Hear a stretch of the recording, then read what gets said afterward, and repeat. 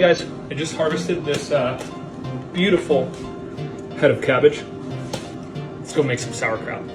First, you're gonna wanna remove a few layers of the outer leaves. I found a few slugs here, which is why you do this. Sauerkraut is one of the easiest ferments to do, and it's delicious, and it's a great source of probiotics. Next, you're gonna wanna wash everything really thoroughly with water and separate a few of the outer leaves before you start chopping. More on those later. Now you start chopping your cabbage. You can do this as thin or as thick as you'd like. I'm going a little thicker than kind of normal sauerkraut, but that's all personal preference. It'll still work, it'll still ferment. I'll show you here in the container I'm putting it in about the thickness that I am going. There it is, looking nice. Next up, you're gonna wanna add about 5 to 6 grams of salt per pound of cabbage. I'm using this pickling salt from Morton's, which works great. Pour that salt in the bowl with all of your cabbage and massage it in there so it gets all the leaves nice and covered. It's gonna start releasing all of its waters, and you can see here that the cabbage is already starting to sweat.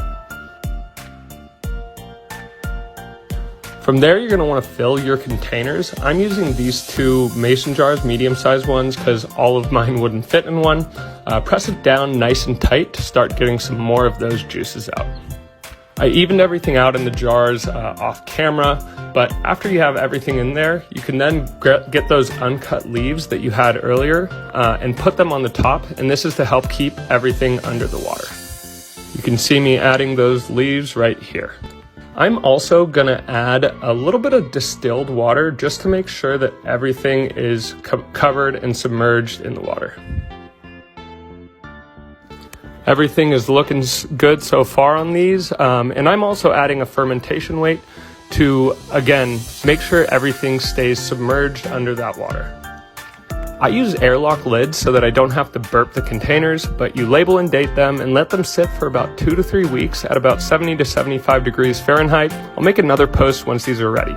Thanks for watching, guys. Stay cheesy and keep on fermenting, gardening. I don't know. You get the point. Cheers.